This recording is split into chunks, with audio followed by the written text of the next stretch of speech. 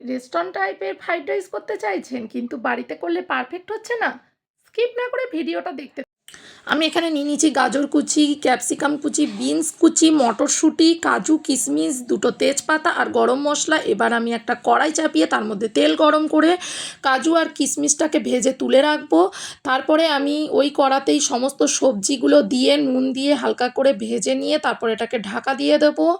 তারপরে আবার অন্য একটা কড়া চাপিয়ে তার মধ্যে দিয়ে দিচ্ছি ঘি আর দুটো তেজপাতা। এবার সমস্ত সেদ্ধ করে রাখা চালটা দিয়ে দেবো।